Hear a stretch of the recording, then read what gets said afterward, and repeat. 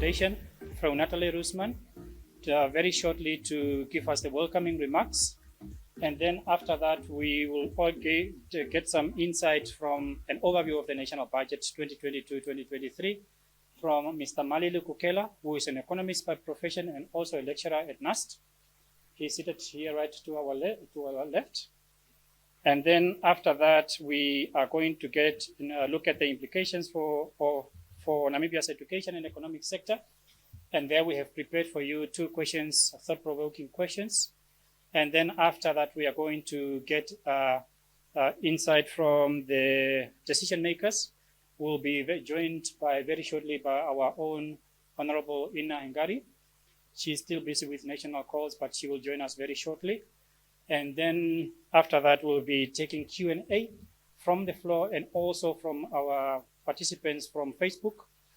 And then after that, we'll look at the reflections and the closing. So without any further ado, I would like to welcome everybody for taking part in the discussion tonight and also acknowledge and welcome our participants on Facebook.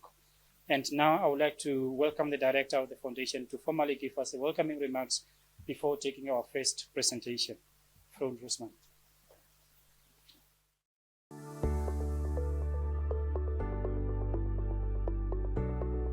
Jagua, Member of the Parliament, media representative, invited guests, and all participants present here, and those who are joining us live on Facebook, all protocol observed.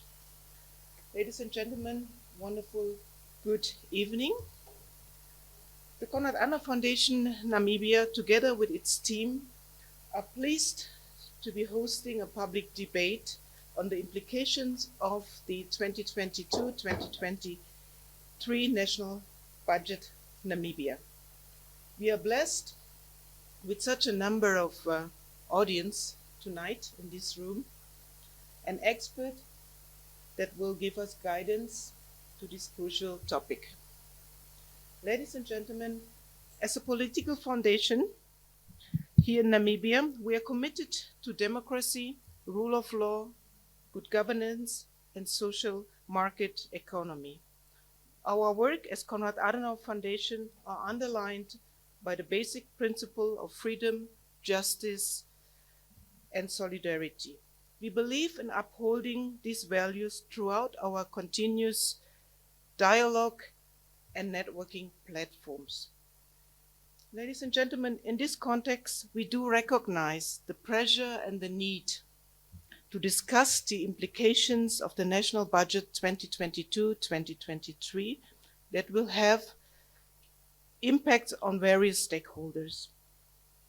The budget was just tabled by the Finance Minister Ipumbu Shimi in the Parliament on the 24th of February this year.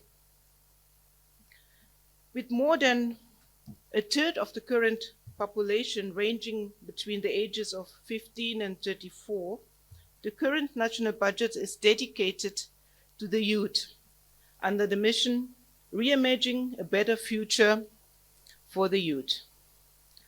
Lots of opinions has been shared on the subject, and we thought, what a better way to consolidate these opinions than throughout this discussion tonight.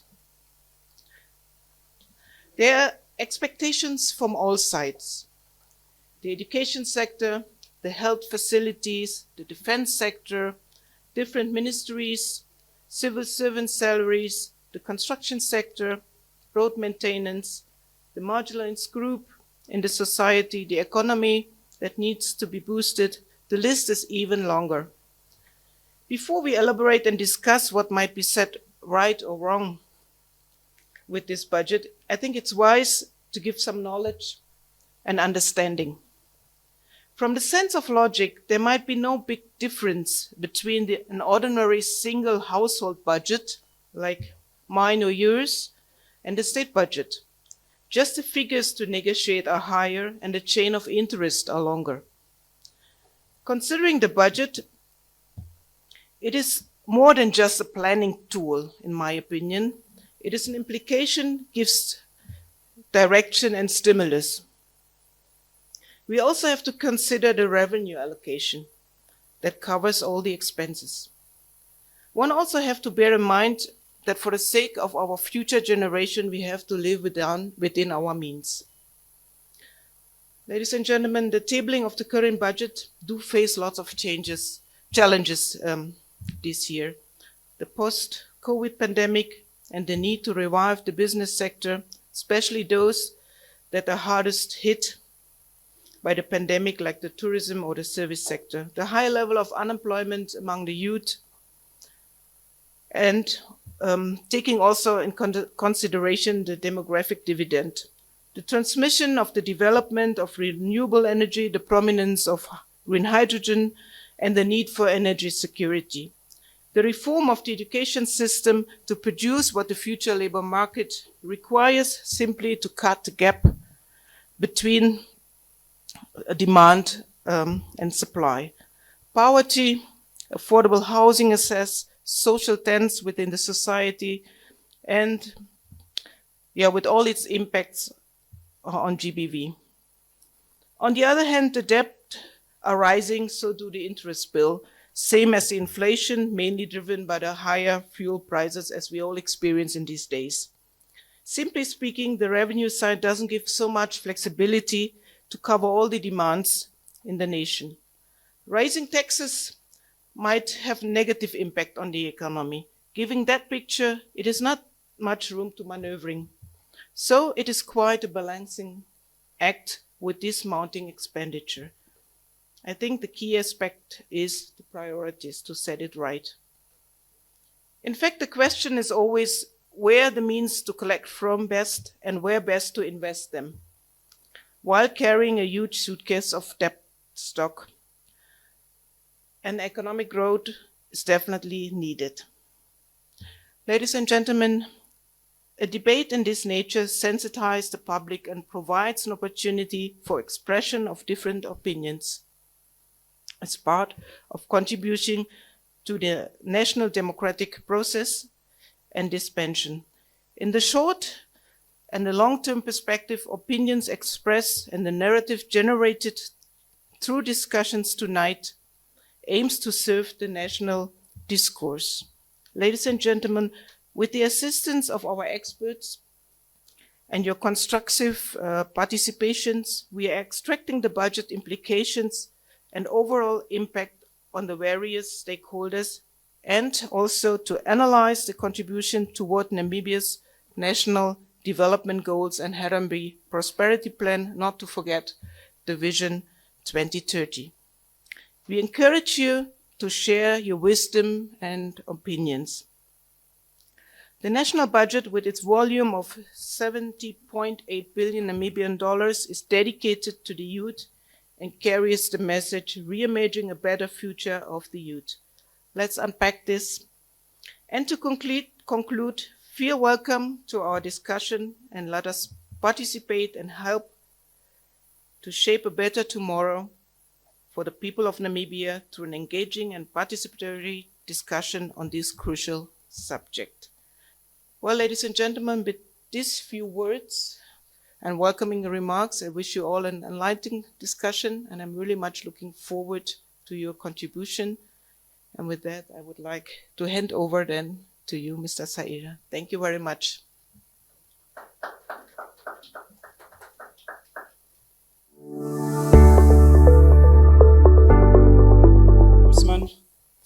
At this juncture, may I also ask that we all put our devices on silent so that we don't intervene with technical equipments that we have here as well.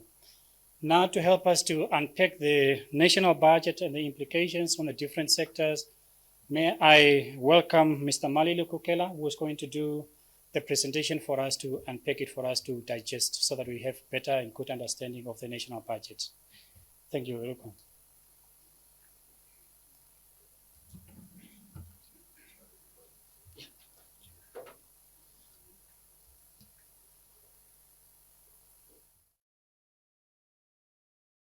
Already. Good evening.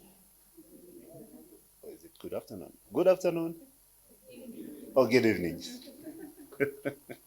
Okay, good evening, everyone. Thank you very much for according me this opportunity to come and share my perspectives on the national budget. Indeed, the topic is quite relevant under the circumstances, because this year's budget, just to emphasize on the words of the director, this year's budget is one of those budgets in the entire history of Namibia which drew a lot of attention. We have been having budget statement for the past 32 years, but I can assure you that this year's budget comes on top of the list because of the interest that it drew. And by this, I mean to point out that all the corners, all the constituencies of this country had an interest. They were looking forward to hear what the minister was going to say. The youth were looking forward to what the minister was going to say. What promises, what programs are there in the budget to respond to their needs and challenges? The youth are the hardest hit in terms of unemployment. The youth are the hardest hit in terms of limited opportunities this country can offer, to an extent that most of the youth are at the point of giving up and they feel more discouraged.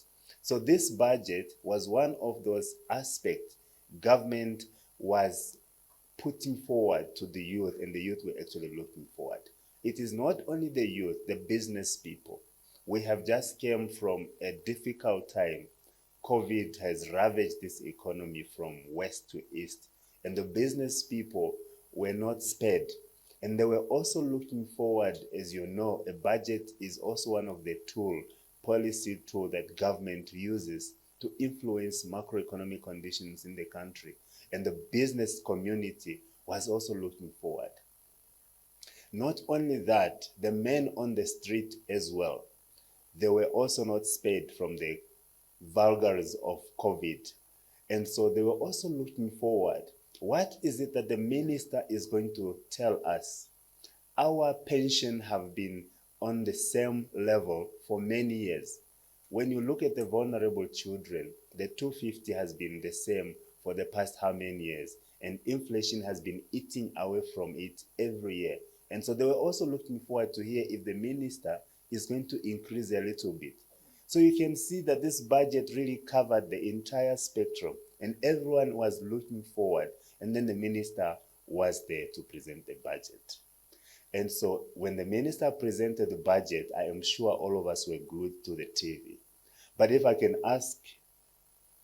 go group by group to say, okay, my fellow youth, did you get what you are looking for in the budget? I am sure I'm going to get quite a number of answers. If I ask the elderly, if I ask the business people, were you satisfied with the statements of the minister? I am sure they will get a lot of answers. And I believe that it's the reason why we are all gathered here, so that we can share our ideas and perspective on what the minister have actually said concerning the future of this economy from where he is sitting. So thank you very much for allowing me to be part of this discussion. I really look forward to a lively discussion on this topic. Okay, so Mr. Moderator, how do I start this engine? Okay.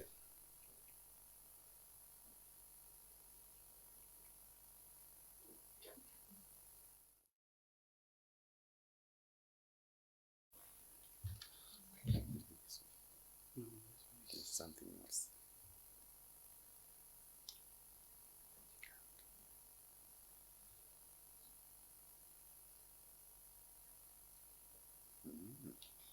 Oh, thank you. Okay, so my task is very simple this evening. It is to take you through the national budget, sort of set a stage for further discussions. Now, this is my take on the budget. First of all, let me lay down the macroeconomic backdrop within which the budget was framed. Now, as we can see, for the past 5 years, the economy of this country was not in a good state. Many times we are very quick to say, it's COVID, it's COVID. But the numbers do not lie. Where before COVID came, this economy was already in crisis. We were already struggling to make ends meet. And so when COVID came, it sort of just put a final nail on the coffin. But nonetheless, the minister has a duty to guide the future of this country economically. So the backdrop in which the minister budgeted, the minister and his team put together this budget was quite difficult. As you can see, we have just been reporting on average minus growth. So this growth does not augur well for budgeting or for planning. When you have an economy that is in such a shape, it is very, very difficult to budget. And like the director have alluded to, you see our economy for a very long time has not been able to create jobs. And if the economy is not creating jobs, it means that there is no additional income or revenue to the taxman. The fact that there were so many businesses that went out of business, there was a reduction in the profit revenue coming to government. And so all these things put together left the minister really with very, very limited space to work with. But nonetheless, he had to put something that should give hope, that should say a message that government is concerned. And so the budget was put under very, very difficult circumstances. And I think the minister must really be commended for that. Our biggest risk during this period of budgeting was, of course, COVID.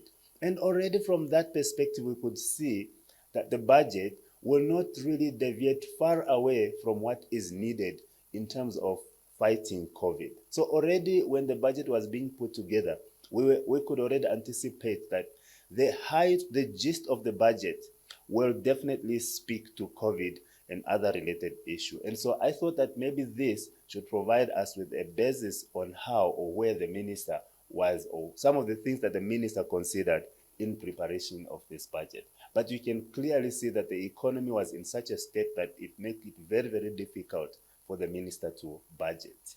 Now, some of the parameters of the budget that came up within that framework, number one, is very important that we look at our revenue streams. You can clearly see that our revenue and grant, this is our main source of revenue from which the minister have to then decide what to spend where, is relatively weak, and it has been weakening over a period of time.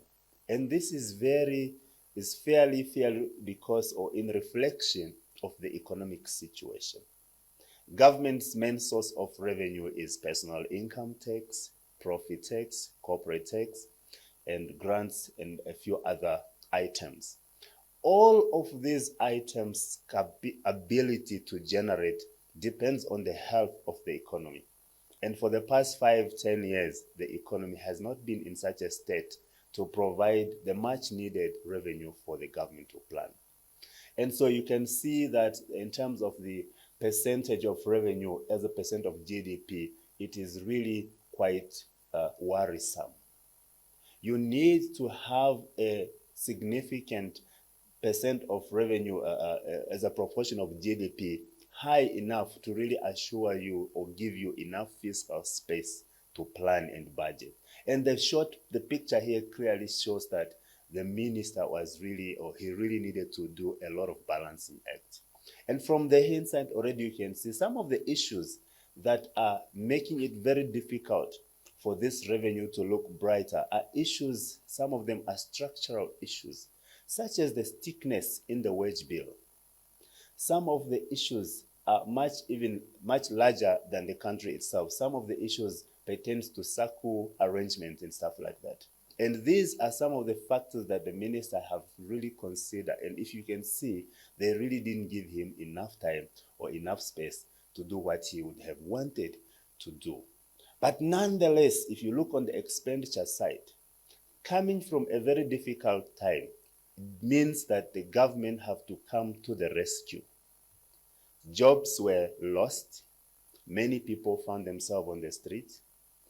A lot of the people that were already vulnerable, their situation worsened. And they had nowhere to look except for government. And therefore, you could expect that this budget, this time around, it will be an expansionary budget as well. I know that for the past 5 years, we have been talking about fiscal consolidation.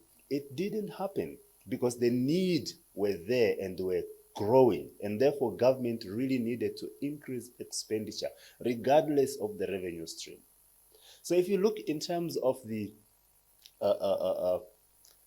absolute value of budget, you can see that they are following an upward trajectory. This is in reflection really of the need for government to shield and mitigate the impact of things such as COVID, weak economic growth, external factors. And therefore, government had no choice but to continue expanding in terms of expenditure. If you look at this side in conjunction with the left-hand side, you can easily reach a conclusion to say that where we are right now, government has really exhausted the fiscal space. There is no more room for additional expenditure because that has to be supported by a sufficient amount of revenue, which we do not have at this point in time. And therefore, the minister really have to go much deeper, to really think much deeper on how to balance these two equations. And therefore, in terms of the budget, these are the two parameters that we can really use as the basis of our discussion. And if you can look and see, you can clearly see that the expenditure is way too higher or exceeds the revenue. Basic theory tells us that when this happens, then you have a balance which is not a zero balance. You have a negative balance. Our expenditure have exceeded our revenue. Of course, in a government setup, you can be tolerated to exceed your revenue to some stage, to some level. But you shouldn't allow it to grow extremely higher or wider because it limits your ability to spend when you want to absorb economic shocks. If our budget balance or deficit was not wide enough, government would have done quite a lot in terms of shielding people from COVID. But because the balance was already wide, government didn't have enough resources to pump in terms of rescuing packages. The space was already limited. And so that is why we've been advised that regardless of the fact that you are allowed to run some balances, make sure that they are within a minimal range so that you have enough space to react whenever there is a need to do. And therefore, the 8.1 billion that government has to come to rescue us had to be borrowed from somewhere. This is because of that. And because government has got a social responsibility to serve and mitigate the impact. So in that regard, you can see here that the negative balance has been growing and widening for some time now. And this is really not a welcome development because it points to the fact that government is nearing a stage where they will come to a point where they are not able to respond on time and deep enough to issues such as COVID. COVID is probably not the last epidemic that we are going to experience. More are still to come, and so government needs to already be prepared, especially taking some lessons from the COVID. And so here are some of the issues that we are really pushing and perpetuating this balance are some of the structural issues that I've already alluded to, such as the huge public wage bill. I know that the huge public wage bill is one of the hardest issue right now, hottest issue right now. But the reality of the matter is that you cannot be sustainable when you have more than 50% of your expenditure or of your budget going to salaries. Yes, people need to get paid, but you need to have a situation where a large amount of your money goes to capital or development expenditure so that you grow the economy or you grow the cake that we can share later. And so this has become a reality in our budget. And it is really worrisome. The minister keeps on repeating, saying that government is quite concerned about the situation here. When you look on the right side, you can see that there's another undesirable situation that is beginning to come. And that is perpetuated by the fact that government have to find money somehow to finance the shortfall. there is no excuse in the world to justify the rate at which our debt is growing. But it must be understood from the fact that the huge deficit here does require financing. Of course, there are many options that government can consider, but given the situation currently that the whole world is finding itself, one of the lesser of the evils is to take up debt. We have been taking up debt for the past 10 years, and it has been managed. But when COVID came, it triggered the situation where we have to take up debt at a much faster rate. And that is why when a few years ago, like 10 years ago, when we said that we are going to exceed 50% of GDP in terms of debt, many people couldn't believe it. They said, but there is no way we're going to go to 50. But we have long passed our internal benchmark. We are now looking at 71%. What this basically means in layman's language, when you have 71% of debt as a percent of GDP, it simply means if your GDP, the value of your GDP is 178 billion, for example, 71% of that 178 billion is not yours. It is already committed. What can you do with 30% of the GDP?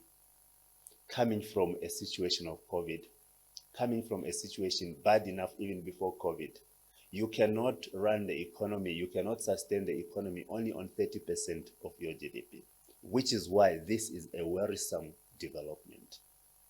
Of course, we can justify to say, but we have a deficit. But all these things are connected. If we can take care of this deficit, then we have taken care of the total debt. I am not going to go deeper in terms of who do we owe, how much, but what I want to highlight here is that one of the reasons, one of the triggers of the huge public debt is how we have been managing the bailouts to SOEs. It is a public secret that some of our SOEs, ever since they were created, they have never made a single profit. They have been relying on government for bailing out. And because this bailing out money has never resulted into anything, it kept on growing the debt until to the point where some of them have to be forcibly liquidated or shut down. This is a public secret, everyone knows this.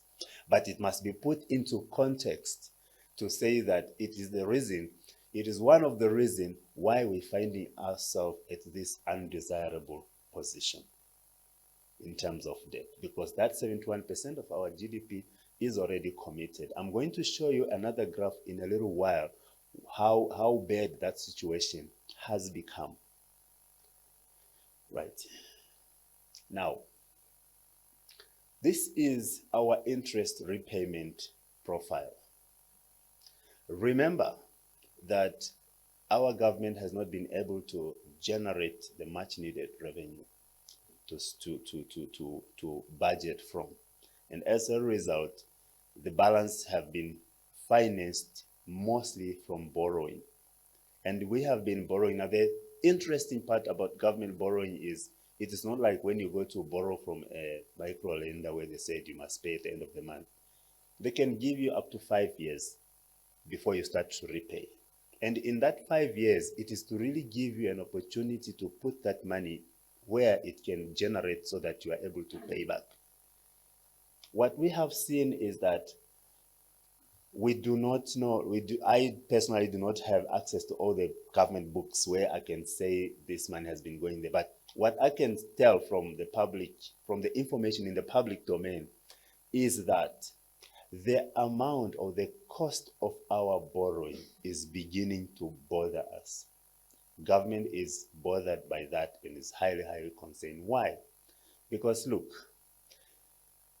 in 2018, just before COVID, the repayment amount was only 11.3% of our revenue. Meaning, if we collect 50 billion, we were only paying 11.3% of that to our loans, which was okay. So that was in the region of 6 billion. With 6 billion, you can run probably 4 or 5 ministries. but we were okay with that. 2019, when COVID came, we had no choice but to increase our borrowing. On top of already the debts that we had, things started looking different. And so from there, the amount that we are paying back, the cost of this loan has shot up. We are now at 15.4% of the total revenue that is collected. Now remember, we are collecting only this amount, but within that amount, we have 15% already committed. So that leaves us with how much to budget from. And so this should give you a clear picture how serious this situation is and how serious it's going to become if nothing is going to be done to it. So when you look at an interest payment of 9.2 billion, you can run 6 young ministries in this. The minister himself alluded to this in his statement to say that this money could have been used to finance some public services. What that basically means is that some of the ministries have to forego their activities. And we are going to see, we can even go deeper to see which some of those ministries are. And you will be shocked to realize that some of those ministries are core ministries that are supposed to provide the much needed services to the vulnerable groups of our community and to the entire economy. So this really explains the seriousness of our debt situation as it stands. Right. Now, let's quickly look at the spending pattern. In the few minutes that I'm remaining with, I'm just going to talk you through what we are spending as a government. Now, when you talk of the budget, this year the minister have tabled a 70 billion budget. You are referring to the money that is going to be spent, not the money that's going to be collected. So our budget, when it is tabled, we are explained that it's going to be spent on all those various ministries which are called votes. Then those votes or those ministries are further categorized into 5 categories. Here I've only given you 4 because I've combined one category. You have a category of social sector. This is the sector that consists of ministries like your health, your education, your war veteran, your youth, those ministries that are directly dealing with social issues, your gender, your poverty.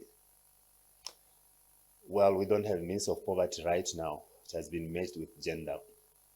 Then you have your public service sector. This is where you find ministries like your defense, your security, and all of those. And then you have your economic sector, which includes ministries that are directly involved in economic activities, like your Ministry of Agriculture, your Ministry of Environment, Mines, Finance, etc., Works, Transport, ITC. Within this economic sector, you also find infrastructure sector, which is really the Ministry of Works and the Ministry of Transport. And then you have your administrative sector, which involves your Office of the President, Prime Minister, National Assembly, etc., etc. This is to give you a summary of how the money is allocated.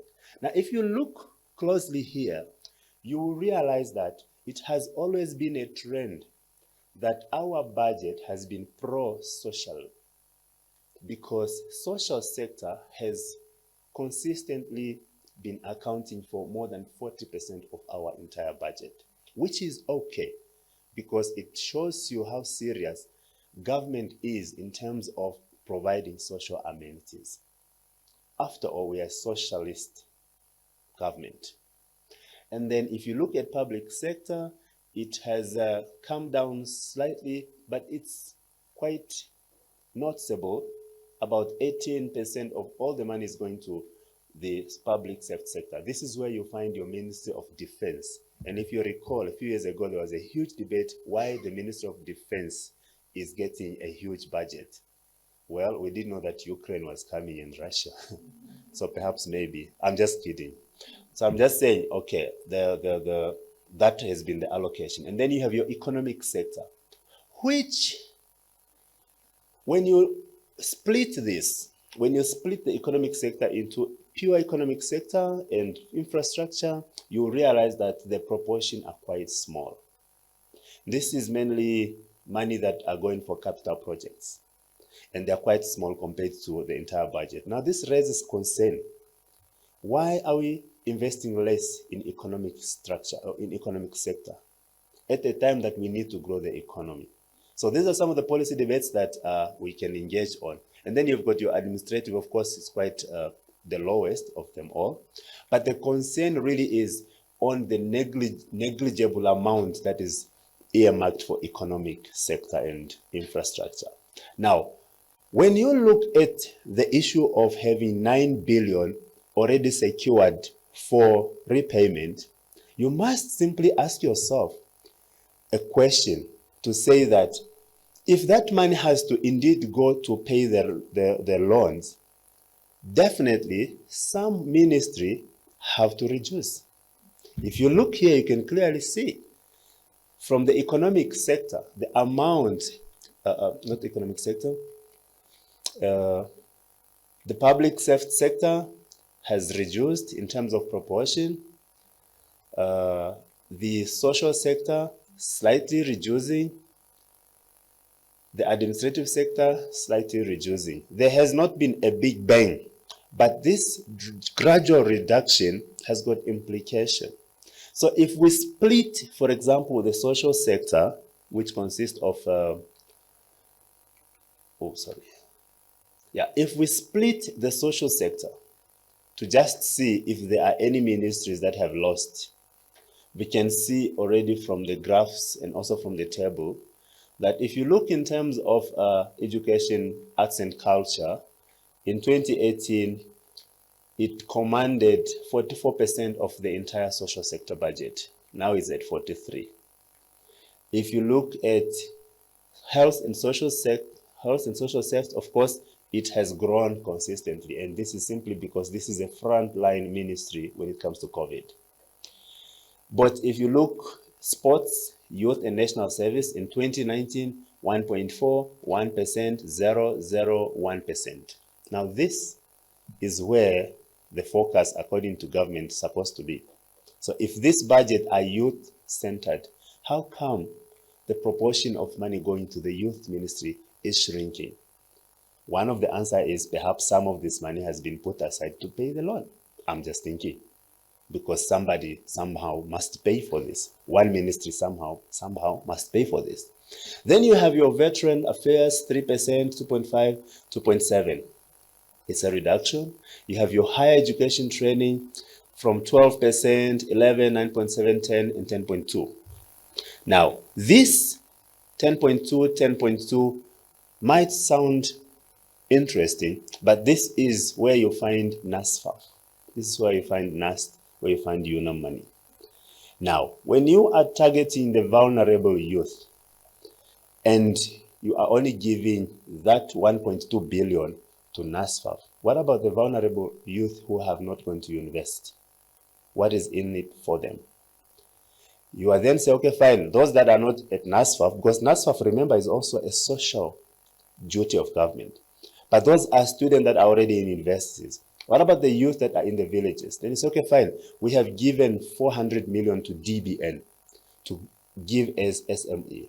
So they go to DBN, some of these comrades, they can't even speak proper English to even write a form, and they are faced with so many questions and frustrated, and they go back, and then the whole 400 million, of course it will be used, but it will be used selectively.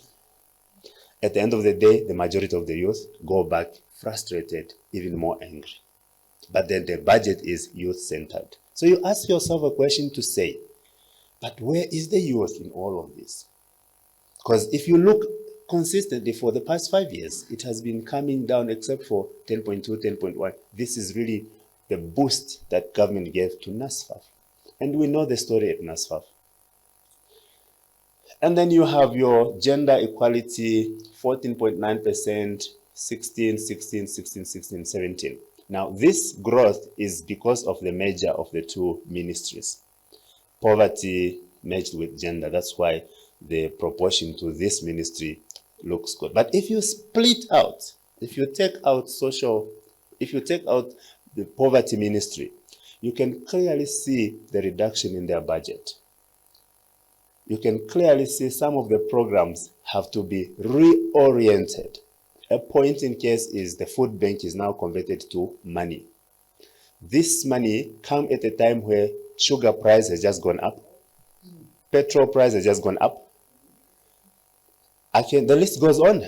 Macaroni has gone up, probably Kapana.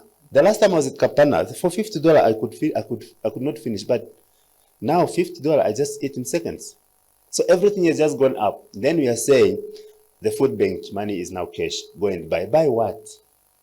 Our inflation is 4.5%. So the value, the purchasing power of the money that has been converted into cash now, at the end of the day, remains really not very effective. So if you don't have to look at this in isolation, look at this in totality in terms of other programs to really see the whole picture. So I just wanted to really show you that indeed there are some ministries that have lost as a result of the 9.2 billion that has been secured for the loans. Because the minister himself said that this money could have been used to pay things in other ministries. So it does really connect with what the minister have said. If I can go back to the economic sector, and I'm concerned about this as I wind up, Mr. Moderator. I'm concerned about this because this is the sector that is supposed to shoulder this economy. We are in a crisis, yes, and something has to be done now for the vulnerable. But what about tomorrow? After we have all been vaccinated, we will need to eat. We will need jobs. We will need to go to school. We will need to survive. What is the plan? Of course, we have various task force this, task force that, commendable. But where are the results? I personally missed out on messages in that regard from the statement. So if you look at the economic sector, this is the sector that no matter what, it shouldn't be neglected or it shouldn't be sacrificed at the expense of COVID. So if you look at the ministry here that have lost and those that have gained, let me draw your attention to this blue line here. This is the percentage in relation to the entire economic sector budget, not the entire budget, but the economic sector. So if you look into this, you'll see that this is the Ministry of Finance. From 2018, it has been 31% of the entire economic sector budget. And then 2019, shoop 62, 63, 64, 65. If you go in the estimate, you see that it's 13 billion, 14 billion. It came all the way from 5 billion. Why did it jump suddenly to 14 billion? Because of the 9.2 billion. But that 9.2 billion there is nothing economic about that. It's going to be paid. It's not going to be in Namibia. That's my concern. So if you have a situation here, so you can easily say, oh yeah, no, but how can you say that the ministry, the economic sector has lost? If you can see all these numbers are big. Yeah, but this is 9.2 billion, which is going to China, German and AFD or whatever we borrowed. So for me, there is really nothing economic here because this is a leakage. But it has amplified the amount that is going to the economic sector. Now, if you look in terms of the sectors or the industries that are really supposed to shoulder this economy, look at this one, transport. So you can see 26% in 2018, 15% in 2020, coming down to 10, 11.9, 11.8. This transport sector, this is the transport ministry, this is where you find your B1 road, your Karas and all those big infrastructure projects, which are good, but you can see the support is also going down, which in the long run, and when the support is going down, it means that people are not being employed by those road construction companies. There's no profit to pay tax on. And so the revenue stream continue to shrink and shrink. Look at the Minister of Work, flat. Yeah, the Minister of Works, it's so flat. Nothing really exciting here. But these are the ministries that no matter what, let there be money there because this is where you can immediately make an impact on your unemployment. If all of a sudden you can just get some money somewhere and build a big public work, people are employed, they get something. but it has been flat for the past 5 years. Look at agriculture, it came down also, our green scheme. It came down after the whole Nelkatal Dam completion. And then we ran out, I didn't want to say we ran out of ideas, but we ran out of steam. But of course, something is coming up. We heard that the green schemes have been marketed nicely in Dubai. But why? Okay, that's a discussion for another day. Okay, so you can clearly summarize, Mr. Moderator, that the gist of the issue here, the big issue for me, is that the much needed resources that could have gone to these key ministries or key industries have actually been diverted, legally of course, to pay the debts, leaving or sacrificing the services, the much needed services that could help the future of this economy. That's number one. Number two, the message of this budget being youth-oriented, it is not being supported by numbers. Apart from the speech and the statement, yes, which is quite commendable, but the numbers are not coming forth to say that this is a project for the vulnerable youth, not for NASFAF. Yes, we thank for NASFAF. But what about the brothers and sisters that now with this new curriculum, thousands have been added into the street. Those, they cannot go to SME Bank, not SME, to DBN.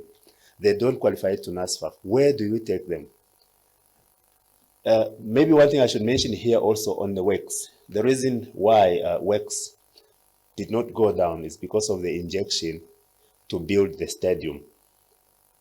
The money here, which the minister referred or connected with the youth-oriented, is that the budget is youth-oriented in the sense that they have money to build the stadium for the youth. So a youth in Okalongo will have to drive to come and play soccer here. I don't know. But we needed those details. So from where I am sitting, really this budget requires robust debate and packing it so that we can get to some point where we understand to say, yes, indeed, this budget is youth-oriented or youth-centered, given ABCD allocation. And the numbers must be there to support this. So on this point, let me submit and hand over to you, Mr. Moderator. Thank you very much.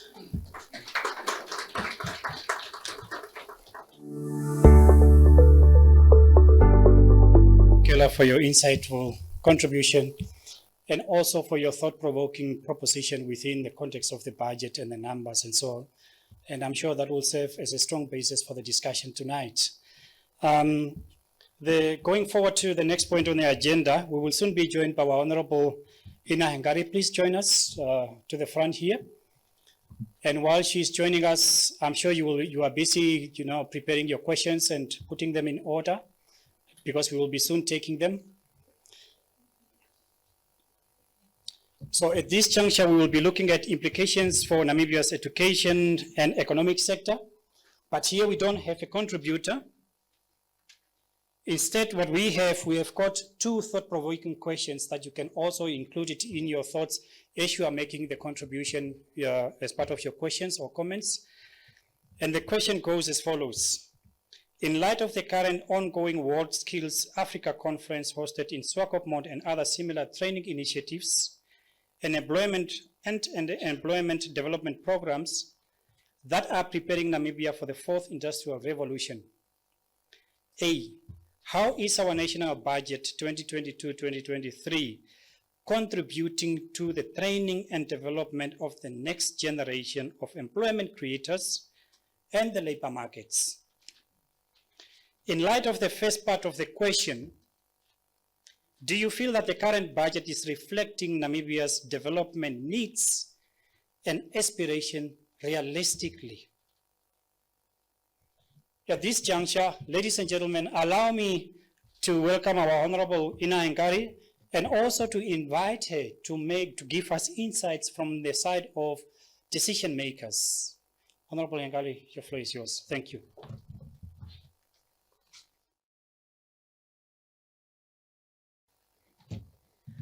Good evening. I've been trying to get this thing right, so I'll just probably remove it because now it's hanging there. Yes, that's about it. Good evening once again. Thank you for having me, Ms. Natalie Usman, your colleagues here at CAS, Mr. Dennis Daire. I'm quite privileged to be here. I thought that I'd be late, but I was able to make it by a few minutes, as politicians would say. We are never late. I think, let me start off with the role of Parliament perhaps in the budget process before I go or I delve into what the youth get from the current budget. That's if they get anything. And then moving on to other issues such as land reform, procurement, and so forth.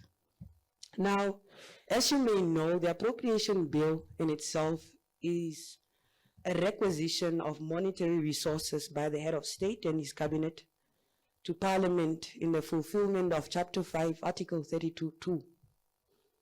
Now, in layman's terms, this means that it is an expression of national priorities in monetary value. But suppose you're an investor with 61.5 billion to invest in a business. An entrepreneur appears before you with a business proposal and his 23 children. He explains the concept to you, as well as how he will personally drive the business agenda forward.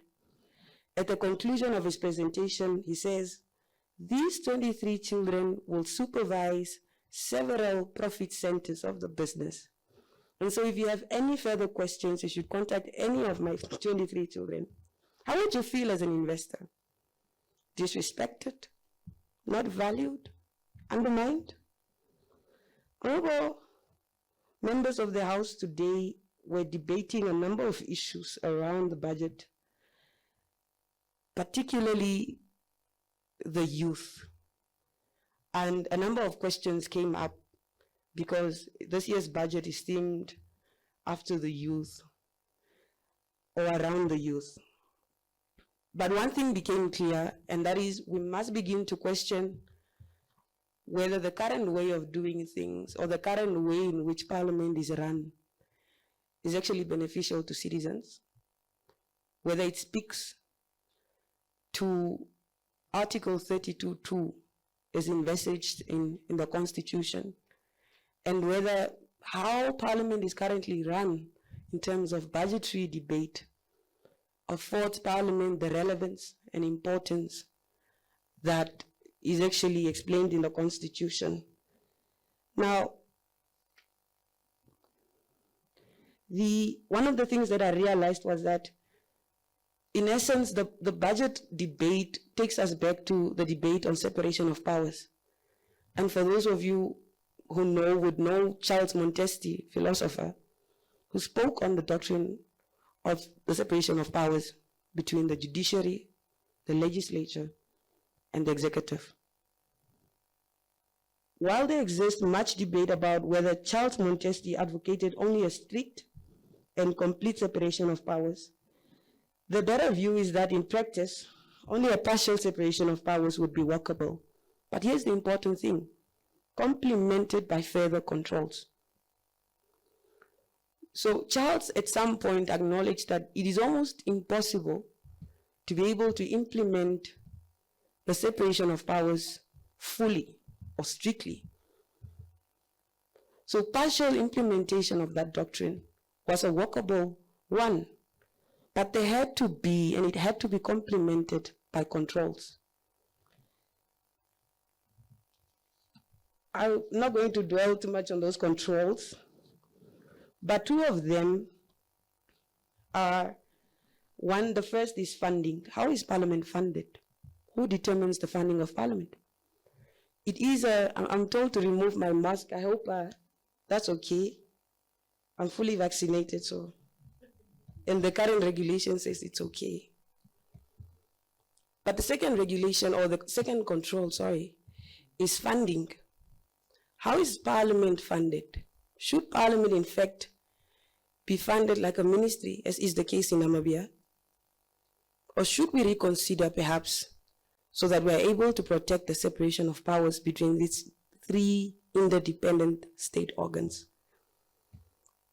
And the second control is a strengthened review of the executive by the current parliamentary committee system. We learned today that during the debate, some of us, even when we were doing research, came across the fact that Parliament gets about, for this year, 26,000 that's allocated towards oversight. And that means Parliament is about 10 committees, 2 House committees, 8 speak to different or various ministries. Now, one of the most important role that Parliament plays is the function of oversight. It is through the committee system that the legislature is able to hold the executive accountable. Through site visits, public hearings. I know some of you might have heard about the abortion public hearings, the legalization of same-sex marriages in Namibia. There are a number of those public hearings that are happening or have been happening. But it is because Parliament has an oversight role to play that is critical to itself and to the nation as an institution. Let me now turn to perhaps the substantive issue of the day. I took some notes. I'm just praying that I left my glasses so I'll be able to see here. Let's look at, I'm sure Mali has gone in depth. And the funny, I was just telling him now that I always run into him at events. I'm like, Mali, you're here again. But it's always good to see you, my friend. I'm sure young people are learning from you and are inspired. I think one of the things that we must be able to express is not just good English, but we must also understand numbers and how budgetary allocations affect our lives, our daily lives. But let us look at the targeted youth spend in greater detail. Adding all the obvious and the listed youth programs in the budget, and even including the extra budgetary support from the German government, I got to my figure of around 650 million. When I checked the documentation, I was astonished to find that this is broadly double the allocation for Vote 27, sports, youth, and national service. It's 331 million, which in turn is marginally higher than the allocations in previous years, but it is higher only for this year. As of 2023, the vote reverts to around 270 million, which is more in line with the regular former allocations of about 250 million per year. So does this mean then that additional appropriations for the youth in a year where the budget theme pivots on youth issues is only 320 million more than in previous budgets? I sincerely hope not, because then the budget is just as one of those political gimmicks. I sincerely hope that plucked out of, or not plucked out of thin air to try and make the budget process appear credible, that the Ministry of Finance has established a solid reputation for inventing fancy acronyms and for budgets and then to forget them and just quickly move on. Take for instance TPEC, right? Does anybody in this room remember TPEC? When we were at UNAM, I remember that was the first political lesson. We did a number of political science modules that were also interlinked with economics modules. And so one of the first things that we were taught was you must understand economics for you to be able to express yourself and to articulate a position politically or otherwise. Now, the fact that both have evaporated, you were looking at TPEC in 2010, where the government said they're going to create jobs. And the number one question becomes, where are those jobs? We have a youth unemployment crisis, right, in our country. And last year, we brought a motion to Parliament to say youth unemployment stands currently at 53%, 50.3%. That was by the end of 2021.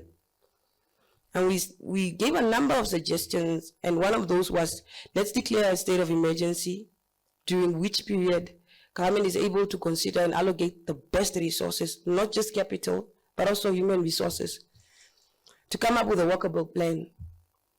What is the way forward? How do we deal with this number of young people who don't have jobs? Young people we've sent to institutions of higher learning, most of them who are languishing in student debt and joblessness. So I remember that there was a conversation about public procurement. If you look at Kenya, for example, I think in the year 2013, 2014, they had a debate on their Public Procurement Act. And there are a number of objectives each government seeks to achieve with their Procurement Act. Some want equality, efficiency, and so forth. But young people came out, scholars from the academics, young people in business, young entrepreneurs, and they said, why is our government's objective, or at least one of those objectives, not to improve accessibility of young people to procurement opportunities, especially as it pertains to government procurement? So instead of having a blanket approach, and saying, well, everybody can apply and you'll be treated equally, why not have a quota system, the same that we are now saying, well, we want young people to go to parliament, and we want at least 2% or 5%. I don't know what people want nowadays. But come up with a quota system where we say, yes, we agree. Perhaps government's job is not only to create jobs, but it stretches beyond that. It is also creating an enabling environment where these young people can thrive in any sector, in industries, in entrepreneurship, anywhere. So those are conversations that are currently happening. I hope there are people at least here who follow Parliament and what happens there. I think beyond the political gimmicking and the fights, there are relevant conversations that happen in Parliament. And I hope young people do follow those conversations, because it would be unfair and it would be a great injustice to have young people decided for and their future decided for without being in the room, or at least without following that conversation. So it is my biggest hope. I hope I've not run out of time. It is my biggest hope that young people follow those conversations. Now, let me just move on. So I think for what we get this year from the budget currently, and in simple terms, the budget spells out that we are throwing at least 3.3 billion in the water every year, and that this wastage on a grand scale will only increase as time passes. Now consider this 650 million additional youth spent, and it becomes obvious that it cannot merely compare to the excess interest we pay above the 10% threshold. In fact, this youth spend is a mere 1.1% of expenditure, while the 3.3 billion is slightly more than the 5.5% total revenue. I hope that this simple comparison is able to demonstrate what a big fuss, in fact, this year's theme is. Because I'm still to give my speech in Parliament, but I guess you will have some sort of advantage to hearing it. But one of the things that I say is that I find the minister's approach to always picking fictional themes to his budget quite interesting. The other year it was Wakanda Forever. This year we are talking about a youth-centered budget. But Wakanda Forever will come and go. It is the struggles of our people that will remain. And for as long as we, as young people, do not engage in these conversations, I don't see how we'll benefit. And if we don't take a stance to be constantly and continuously involved and informed, we'll be losing out big time. Just to finish off, The Development Bank of Namibia is also a partner in supporting young entrepreneurs, young business owners, and women as well, supporting women business owners, women who want to go into the business sector. But one of the things that we found was that we had a meeting with the executive board members, and one of the discovery, they have a skills-based facility. I think Mali will know about it. And this particular skills-based facility targets young people, artisans, young people from TVETs, where young people are taught how to use their hands, carpenters and so forth. But one of the things that we found was that even when these programs are designed and introduced for young people, you still find that young people are expected to have some sort of collateral. And that is unacceptable and must be revisited. We sit in Parliament, and myself and a few of my colleagues always say, look, every person has had an opportunity to be young, right? And benefit from the resources of the country, whether it's the fish of the sea and the soil and so forth, and even become landowners. It is selfish, however, to reach a certain age group and forget about young people, the very future of our country. So I think in the long term, there are a number of programs that must be revisited, and one of those is the skills-based facility with the Development Bank of Namibia. Parliament must be strengthened to play an active role in the budget process. Consultation should not just end in the boardroom offices. I remember there was a year, I'm so sorry, Dennis. I remember there was a year where Parliament actually took the budget to people, and the budget was translated. There were booklets, there were booklets, small booklets, and these booklets were translated into local languages. So whether you speak Oshihero, Shindonga, whatever language. But it's because the budget has to be approved with the consent of the citizens of the country, because they are the sovereigns after all. So thank you very much. I'm looking forward to engage, and I do apologize for being late. Thank you so much.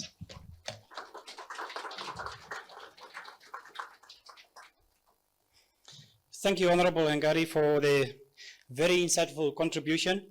And also within the context of your presentation, there are also questions that has been posed by Mr. Lekokela, especially with the invitation that says that this is where we need to actually debate. And now, before I open the floor for debate, may I take this opportunity to once again repeat the questions that I've posed earlier, and then I can invite more questions and contributions from the floor. The question I posed earlier is, in light of the current ongoing World Skills Africa Conference hosted in Swakopmund and other similar training initiatives and employment development programs that are preparing Namibia for the fourth industrial revolution.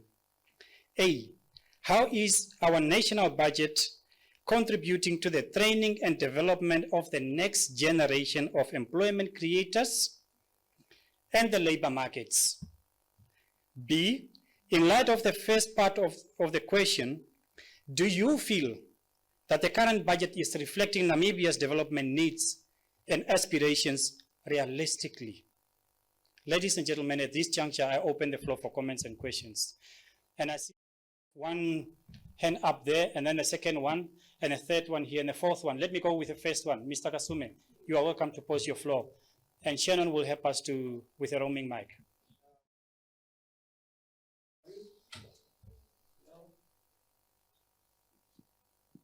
Good afternoon. My name is Isaska Kasume.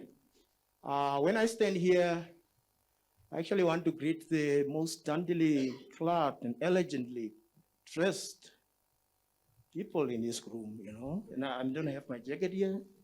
So please, I'm rising here because I'm representing my constituency. And when I put on my specs and I look things completely differently.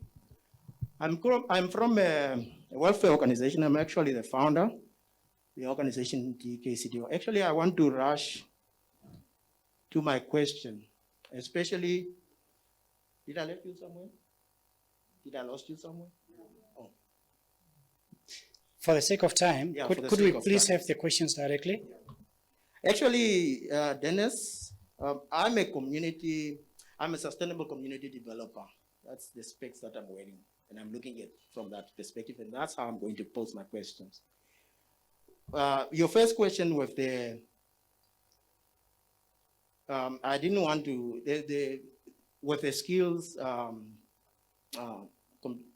whatever is happening in Swakopmund, is for our young people to be taught, especially in this time where we are now, is for our young people to be taught that they are a potential resource person to provide an answer to our current predicament that we are in. These answers is not going to come from nobody else but ourselves. Thank you, Mr. Ilukena, the economist. Thank you, the politician. When I'm not supporting your party, I was shaking my head. I was in agreement with what you're saying. No, I'm not supporting your party. Okay, but my question is, Dennis, we are talking about youth unemployment. We have postponed a census for now consecutively because of the blame for COVID. Yet we are in this period. The budget is not addressing how we are going to employ the projected 11,000 young people. And we are saying, yes, the budget is pro-youth. Young people are told there is not going to be a census. A census, of course, is a tool for poverty eradication, also as a means of providing a livelihood for our people.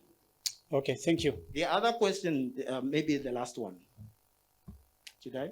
Please, briefly. Parliamentarians, soon, please tell us, when is going to be your SONA? And your SONA, to my projection, or to my being a prophet of doom, I'm not one, sorry. The Germans wanted to address our genocide issue. I think we have addressed the first question is to the two presenters. Yes. Can we please have, for the sake of time, Yes. Summing up?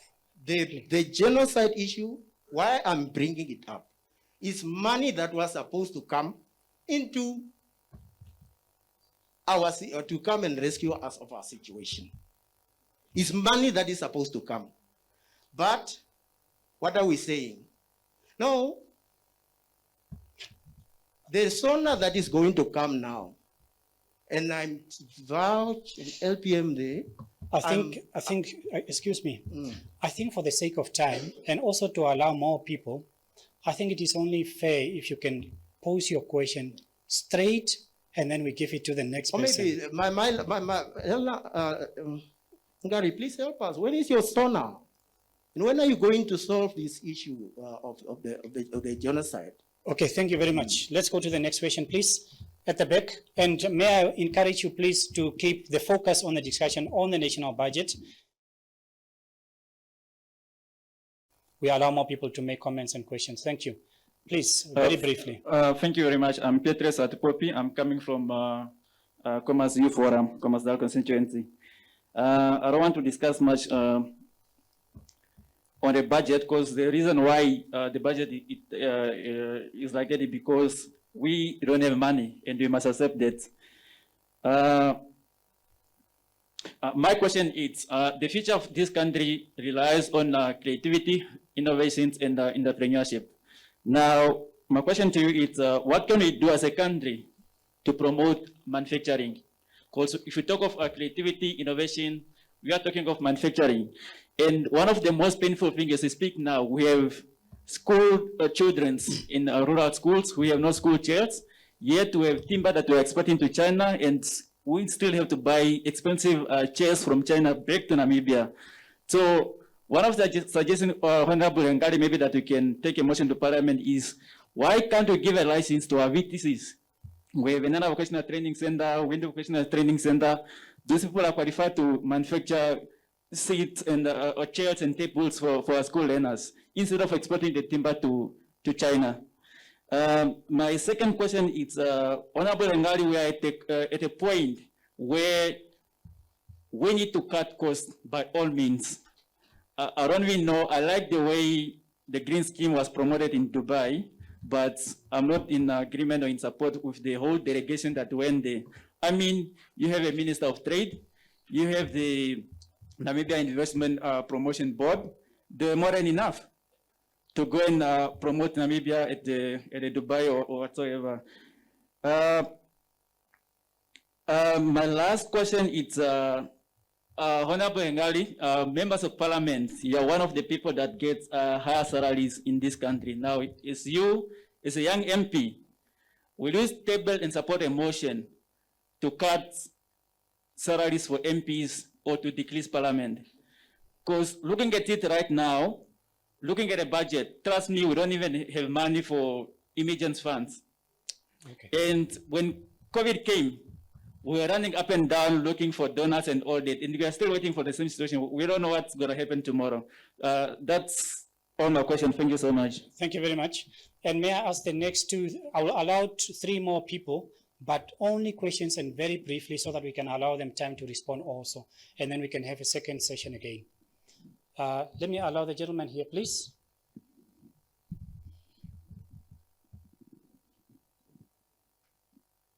Thank you very much. My name is Moses Ngipandurwa from the Disability Movement, specifically visually impaired.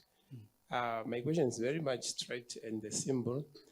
Does the budget really disability oriented when it's coming to work and employment, and also when it's coming to education? We know that education is something that is very much important to everybody, including persons with disability.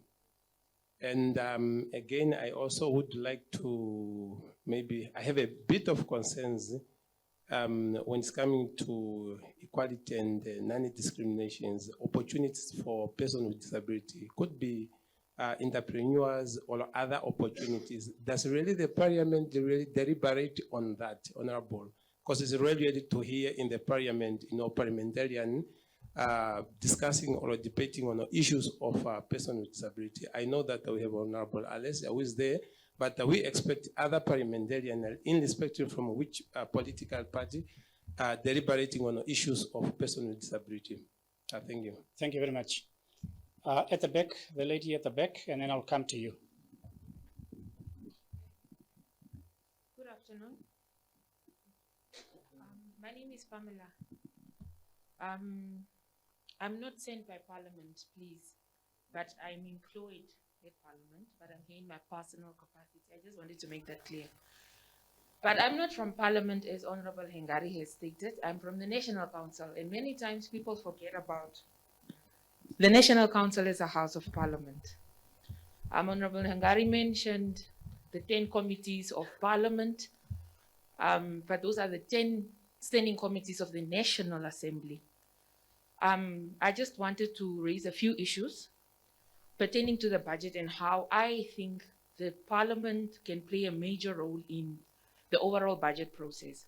I would like for the honorable member here to perhaps introduce or speak to other MPs and look at how our Parliament, like other parliaments in other countries, have a budget committee that is able to take on the appropriation budget when it is tabled, pick out the key issues, take the budget out to the people, garner the views of the people, and then be able to come back with something that is responsive of the people and not just something that is debated at that level only. And one way this can be done is also how to include the National Council, who are the representatives, the truly representative of the people, based on the fact that they are as you know, they are from the constituencies, how that can be done.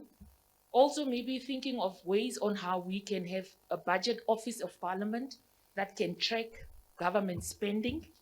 Perhaps those are some of the things that we can try and look at to help us really follow the money, so that we don't find situations where money is sent back. Already in a struggling economy, you find that a particular ministry has not spent all the money that was allocated to it.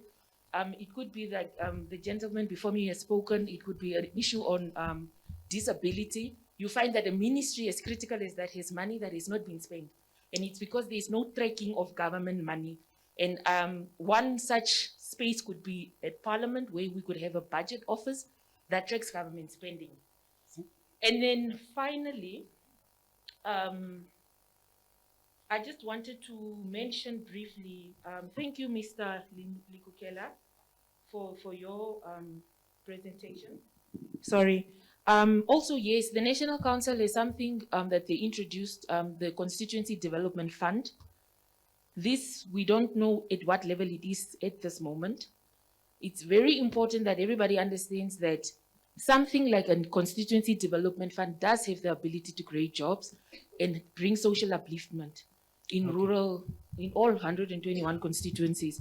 So if we could follow up on these things, maybe we could solve this big crisis that lies ahead of us. Thank you. Thank you very much. The gentleman over here, and then we go to the presenters to respond, and then we come back for the second session. Thank you. Yes, good evening. Good afternoon. Yes, good evening. My name is David Juniors. I was not lucky, but I was featured on the same page with Ms. Hengari, where she wrote about the president's accountability to Namibians in Parliament. Yeah, so my question is really directed specifically to Ms. Hengari. She mentioned that the separation of powers in coming up with the budget.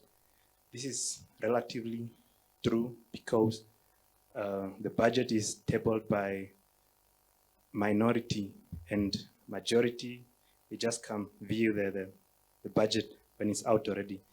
So that's somehow how I'm visualizing separation of power in budgeting or creating the budget. And yes, it's also subjective. If this minority, they have their preferences in developing the budget. So it's not objective. So to say like the majority have a say in the creation of the budget. Okay. Yeah. So my question is what's your view? What are you suggesting in a way that majority is included? There is inclusivity of majority in creation of the budget. Thank you. I think for clarity, can you just be clear what you mean by minority, by majority? Can you just be very specific so that everybody understand the question, clearly? Oh, okay. By majority, I mean the masses. The people. Yeah, the people. By minority, I mean the bureaucratic, the people that are really involved in tabling in creating the budget, like the Ministry of Finance and the field. Just to get it right, you understood? Okay, no, that's fine. Okay, let's allow the two contributors. Thank you for your question. I will allow the two contributors to actually come back and attend to some of the questions. And some of them are just comments, meaning that there are no need for response, but we will come for a second session. Thank you. Mr. Likukela or other Honorable Ngali. Let me quickly attempt the easy ones, the difficult ones I'll leave for here. Okay, with your question that you posed, how is the budget contributing to the realization of the Namibian education or training aspiration as reflected in what is happening right now in Swakopmund? I'm not following that event quite closely, but I understand the essence. Now, this speaks well to many of our national skills development policies, which time and again in our budget, although not quite deep, but yeah, they've been mentioned. By this, I mean, if you look in terms of the budget allocation that is earmarked to develop the Namibian youth, the large chunk of this money is going to the Ministry of Youth. The Ministry of Youth have got departments or programs, youth development, sports, outcut, and all of those things. But you'll find that a bigger component of that money which is given to the Ministry of Youth is given to NYS, NYC as the subsidy. It is then this SOE that are implementing government's programs on their behalf. As to whether they have been successful, I haven't come across an M&E or monitoring and evaluation report. It is something that we know that NYS has recruited, NYS has, there's a pass out, but the effectiveness, that to me, I haven't really delved into that. But it speaks to the need that, to the fact that yes, government is quite concerned and it's interested to see the Namibian youth being trained. This must not be confused with the Ministry of Higher Education. These two are quite different. And this is where now the question comes, what is wrong with the education system of Namibia?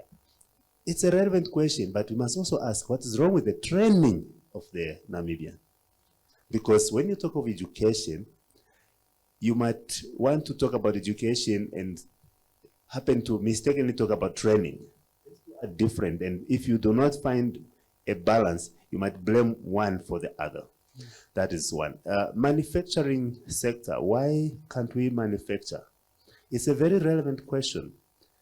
The answer to that is we want to manufacture. In fact, we even have live documents about wanting to manufacture. Growth at home strategy. It outlines even the sectors which we call fruits. The automotive industry, it is there.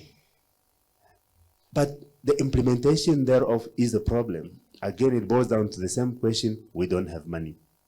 2 years ago, we submitted a strategy, mineral beneficiation strategy, to beneficiate Namibians' mineral before they are taken out of the country. It is sitting there with the minister's office. It even came to Parliament. Where is it? We don't know. So we know what's supposed to be done, but we're not doing it. It is not that we don't have, we have all the ideas, we know what's supposed to be done. How is our budget disability responsive? It's a very, very good question.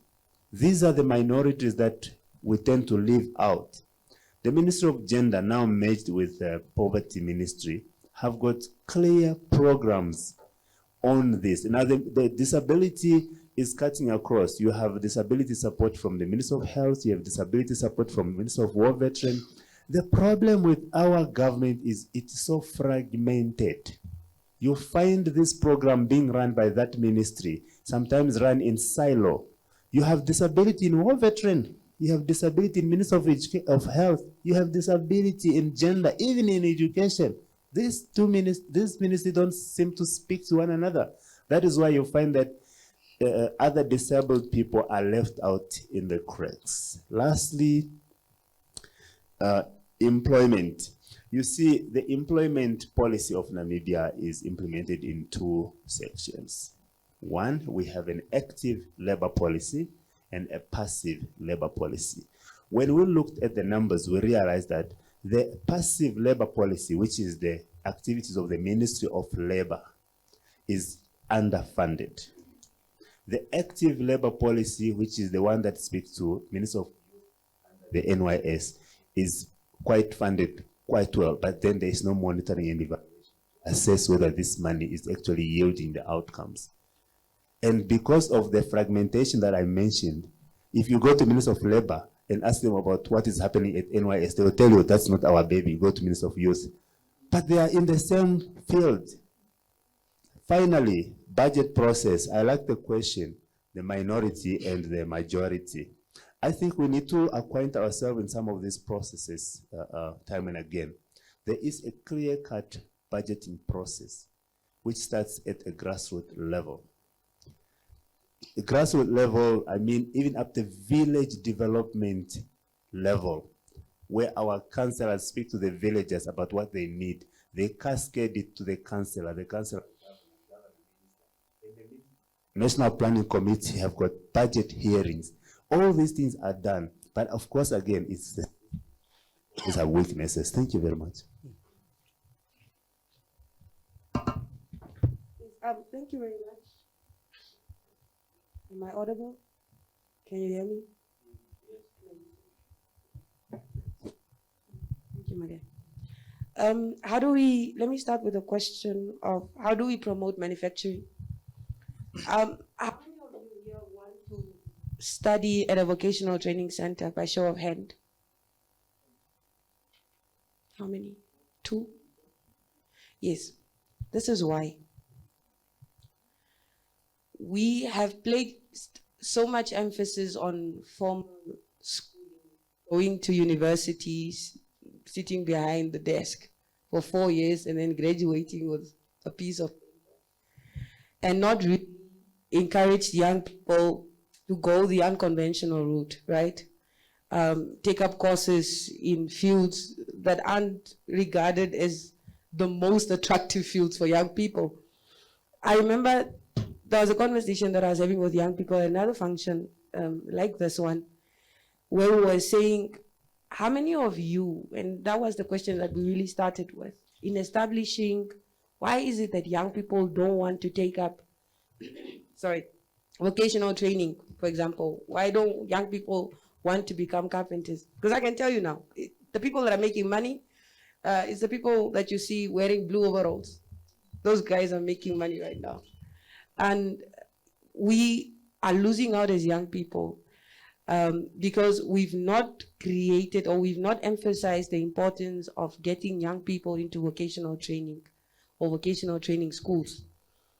Young people would rather go to school and just sit behind the desk for 4 years rather than going into the field wearing overalls and getting dirty with their hands. We have sort of regarded these vocational training centers as dumping sites. Most of our families dump their kids once they don't make it through grade 10 or 12. They dump them at the vocational training center and say, what is this one going to do? We can't even send him or her to a university. So they must go there. And usually what you find is even the investments that parents have into their children, especially those that are placed at vocational training centers, is an absolute joke. So I think it starts with a mindset. How do we go into manufacturing? First, let's encourage young people to get into vocational training centers. Let them learn how to do things with their hands. Because it's the plumbers, like I said earlier, it's the electricians, the bricklayers who are making money right now, while accountants, even young people with economics degrees are sitting at home unemployed. Would I support a motion to cut salaries of MPs or to decrease parliament? Do you want the truth or the correct or the politically correct answer? But let me be honest. I think there is a misinformation in terms of public service.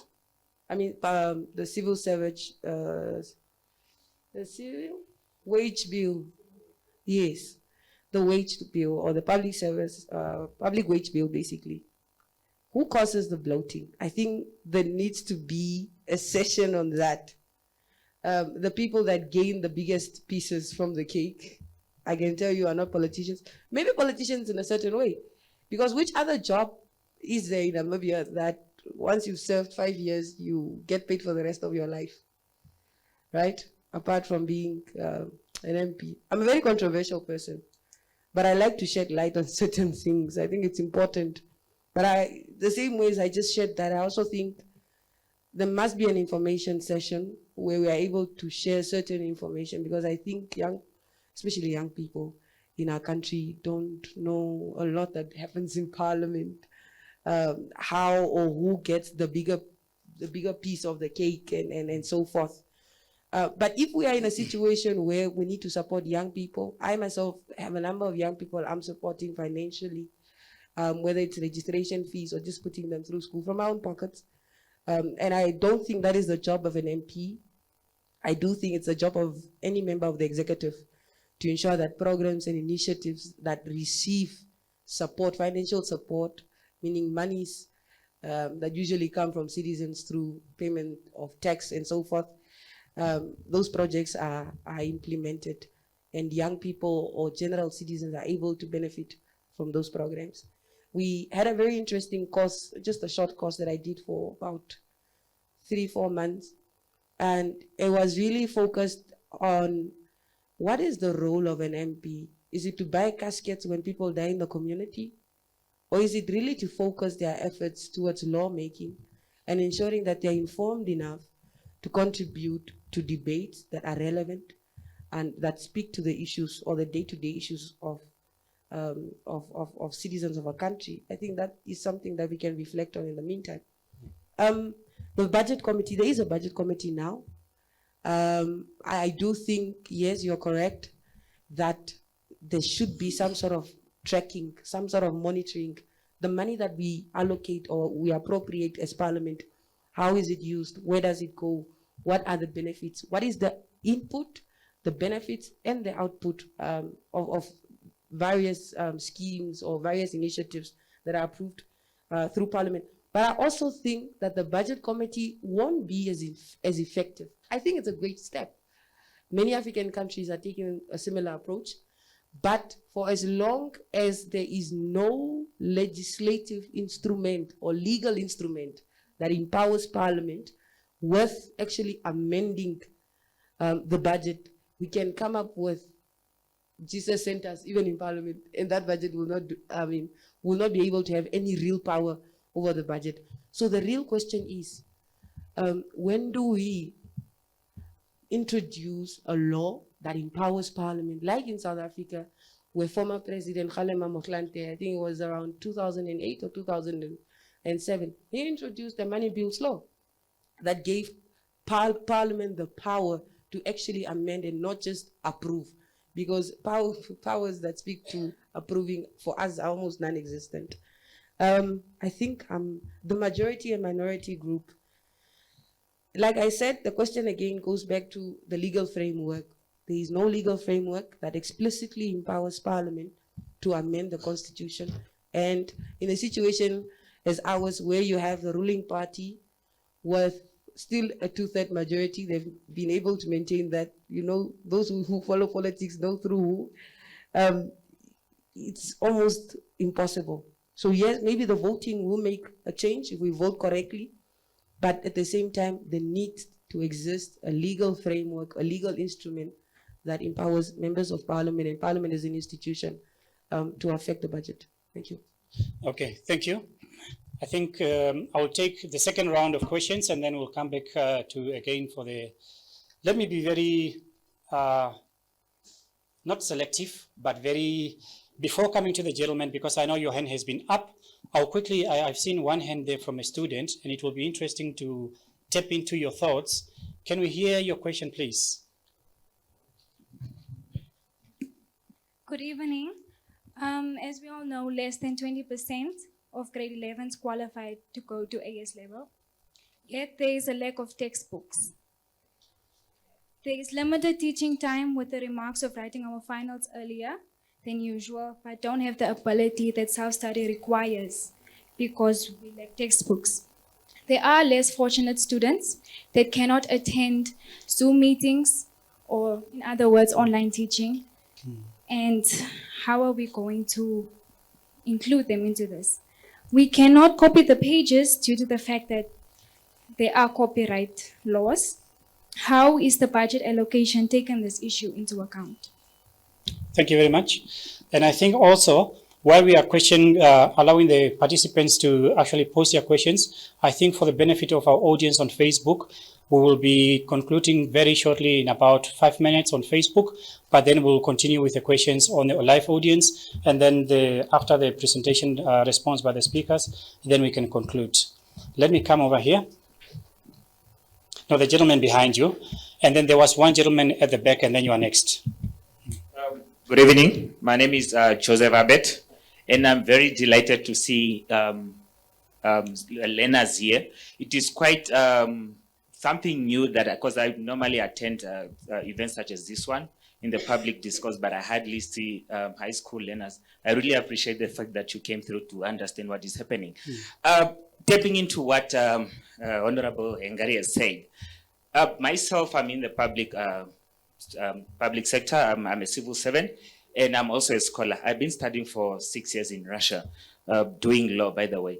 And I met a Zambian doctor who was also studying there. Her name is Tamara Happy Face Kaunda.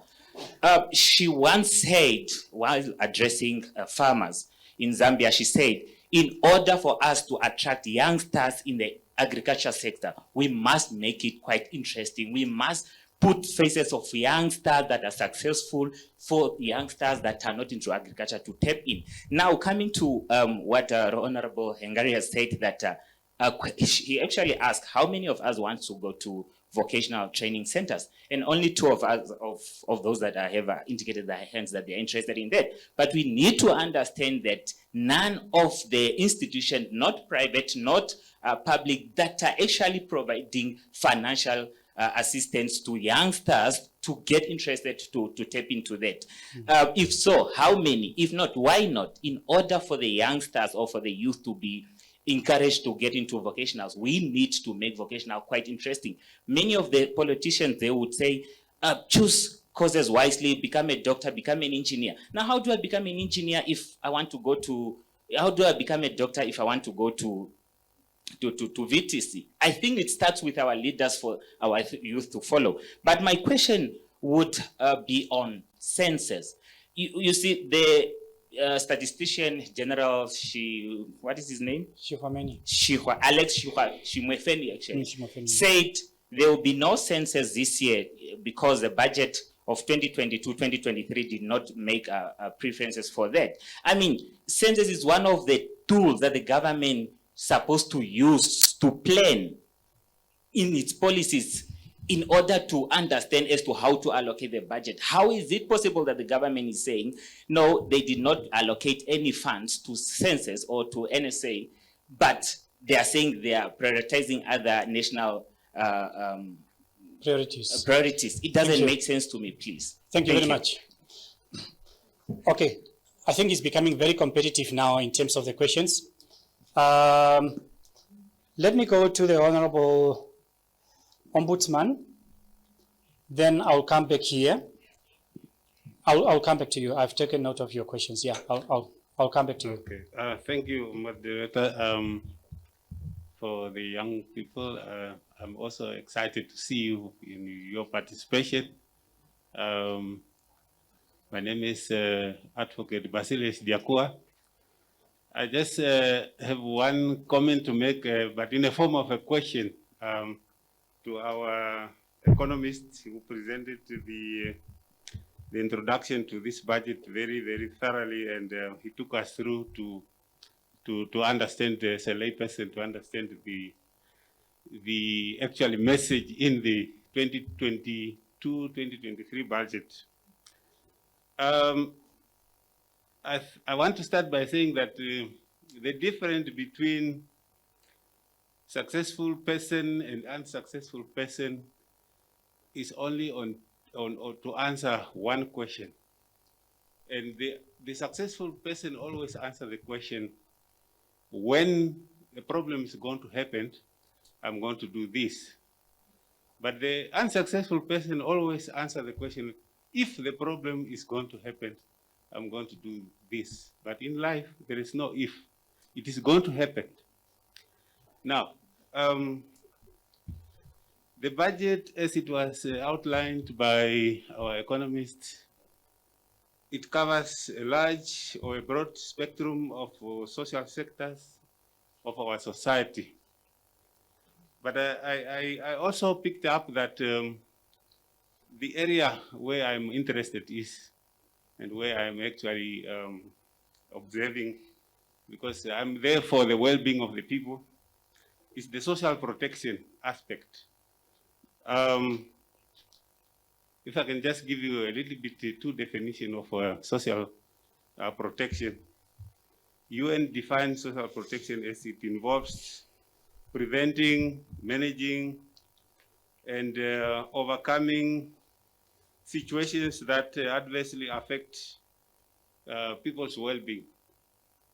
But then ILO also give a definition of social protection, and they go a little bit broader. They say social protections are the set of public measures that the society provides for its members to protect them against economic, social distress caused by contingencies or problems such as sickness, injuries, maternity, and the other issues. Now, my question is to the economists. I didn't really hear any provisions of this contingency fee in the budget.